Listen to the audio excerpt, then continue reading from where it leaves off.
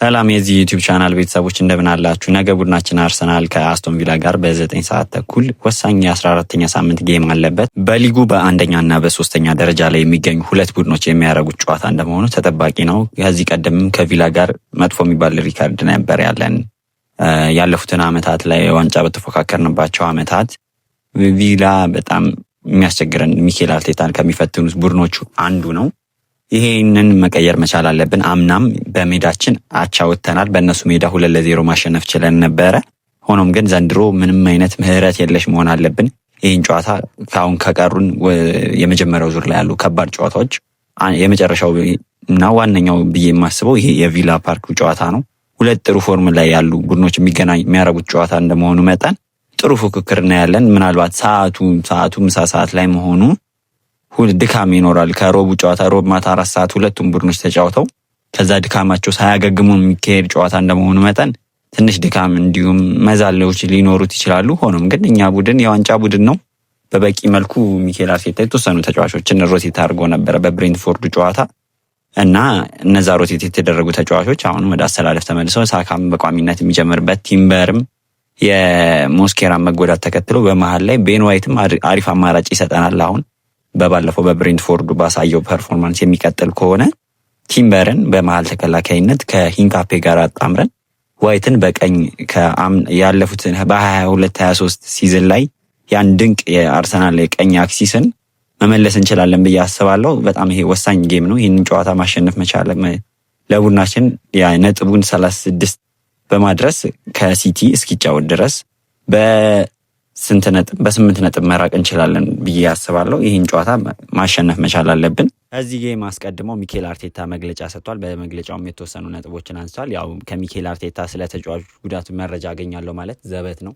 ምንም አይነት መረጃ አይሰጥም። የመጨረሻ ልምምድ ዛሬ እንሰራለን፣ እሱን አይተን ማን እንደሚጮትና እንደማይጮት እንወስናለን ብሎ ነው ለጋዜጠኞች ምላሽ ነው የሰጠው። በቪላ በኩል ደግሞ የአስቶን ቪላው አለቃ ኡናይ ኤምሬ የአርሰናል ደጋፊዎች ሚኬል አርቴታን በታገዙት መልኩ እኔን አልታገሱኝም ብሎ የአርሰናል ደጋፊዎች ላይ ወቀሳ አቅርቧል።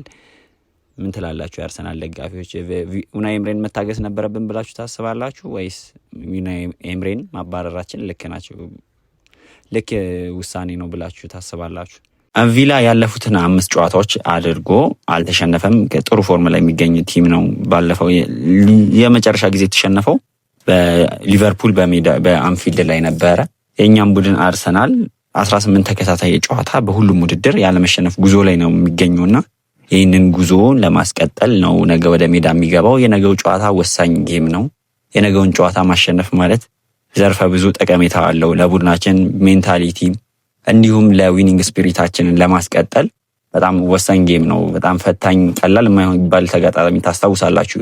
ከ2 ዓመት በፊት ኤምሬትስ ላይ መጥቶ በቪላ ተሸንፈን በኋላ ላይም ሊጉን በነጥቦች አተነዋልና ያ እንዳይሆን ካሁኑ ድጋሚ የሁለተኛውም ዙር ጨዋታ ከወር በኋላ ስለሚጀምር ይህን ጌም በቀላሉ አሸንፈን ወደ የሚቀጥለው ጌም ወደ ቀጣይ ከኤቨርተን ጋር ነው ከወልቭስ ጋር ነው ቀጣይ ጨዋታችን። ከዛ በፊት ደግሞ በሻምፒየንስ ሊግ አለን።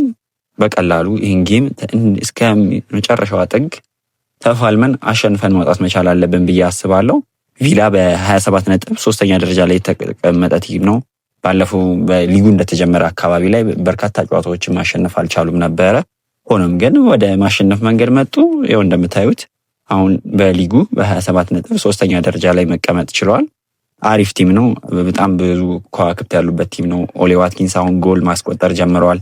ሞርጋን ሮጀርስ በ25 ከብሩኖ ፈርናንዴዝ ጋር ብዙ አሲስት በማድረግ የተቀመጠ ልጅ ናቸው። አማካይ ላይ አማዱ ኦናና ተከላካይ ድንቅ የተከላካይ መስመር አላቸውና ይሄ ቀላል የማይባል ጌም እንደሚሆን ግን እኛ የዋንጫ ቲም ነን። እኛ ደግሞ የዋንጫ ቲም እስከሆንን ድረስ ማሸነፍ ሌላ ምንም አማራጭ የለንም። እያሸነፍን ወደፊት መገስገስ። ተከታዮቻችን ነጥብ ይጥላሉ፣ እኛ እያሸነፍን ወደፊት መሄድ። ተከታዮቻችን መጨነቅ ያለብን ሰዓት ሳይሆን የራሳችንን የቤት ስራ መጀመሪያ መወጣት፣ ከተወጣም በኋላ ወደፊት መሄድ ነው ያለብን። ዲክላን ራይስ ባለፈው ጉዳት አጋጥሞት ነበረ ተቀይሮ የወጣው። ሆኖም ግን በጨዋታው በኋላ ለስካይስ ጋዜጠኞች ደህና ነኝ ብሏቸዋል። ለቪላው ጨዋታም እንደሚደርስ ተናግሯል የሚል መረጃ ወጥቶ ነበረ። ዲክላን ራይስ እንደምታውቁት ምንም የማይጎዳ ፈረስ ብረት የሆነ ተጫዋች ነው ያለንና ይጎዳል ብላችሁ አትስጉ። ይመለሳል። ይሄን ጨዋታ የምናሸንፍ ከሆነ ምናልባትም ሻምፒየንስ ሊግ የክለብ ብሩዥ አዌይ ጌም እዛ ላይ ሊያሳርፈው ይችላል። ለሻምፒየንስ ሊግ ለፕሪሚየር ሊግም ቀጣይ ጨዋታ አርፎ ፍሬሽን ሆኖ እንዲመጣ ሊያደርግ የሚችልበት እድል ይኖረናል። ይሄን ጌም ግን በቀላሉ ማኔጅ አድርገን እንደ እንትኑ አድካሚ መሆን የለበት። እንደ ብሬንትፎርድ አሁን ጥሩ በነበርንበት ሰዓት ላይ ግብ ማስቆጠር መቻል ነበረብን፣ ግን እኛ ግብ አላስቆጠርንም። ያ ደግሞ እስከ ጭማሪ ሰዓት ድረስ ብሬንትፎርዶች አደገኛ አልነበሩም። ሆኖም ግን ለምን ደጋፊ እኛ መጨነቅ የለብን። ስለዚህ ጌሙን ሃንድል አድርገን ማረፍ። አሁን እርሊ 3-0 ምናምን መርተን ቢሆን ኖሮ እዛ ጨዋታ ላይ ራይስ እስከ 90 ደቂቃ አይጮትም ነበረ። እነሳካን ቀይሮ ማስገባት ላይ ይጠበቅብን ይችል ነበረ። እድል ያላገኙ ልጆች እነ ኢታን እነ ዶማን ኖርጋርድ እድል ያገኙብን ነበር። ይሄ ምንድነው? የጌም ማኔጅመንታችን ችግር ነው። ይሄንን ለማስወገድ ጌሙን እርሊ ፈርስት ሃፍ ላይ ቢያንስ እንደባለፈው እንደተወሰናሙ ጌም 2-0 3-0 ገለ ነው ከወጣን ሰከንድ ሃፍ ያ ቲም በቃ ምንም በቃ እንዲያልቅለት ነው እንጂ የሚፈልገው ምንም ለመነሳትም ነው አይሞክር። እንደዛን ለማድረግ ጌሙን እርሊ መግደል መቻል አለብን ብዬ አስባለሁ። ተጫዋቾች እድል የማያገኙ ቅያሪዎችን ለምን እንደምናባክን ነው የማይገራ የሚገባኝ። ሚኬል አርቴታ 3-5 ቅያሪ አለ። 5ቱም ቅያሪ ተጠቅመን ተጫዋቾችን ከጉዳት መጠበቅ መቻል አለብን። የግድ ሁሌ በግጭት ምክንያት ብቻ ጉዳት አይፈጠርም፣ በእንትንም ይመጣል። ተደጋጋሚ ከመጫወት ፋቲግ የመስል የጡንቻ ጉዳቶች የሚመጡት ተደጋጋሚ ከመጫወት ነውና ይሄንን ለማስወገድ ቅያሪዎችን መጠቀም ጌሞችን እርሊ መግደል መቻል አለብን ብዬ አስባለሁ። ብዙ አላብዛባችሁ። ከተመቻችሁ ሰብስክራይብ አድርጉ፣ ላይክ አድርጉ። ሐሳባችሁን ደግሞ የሚመቻችሁን አስቀምጡ።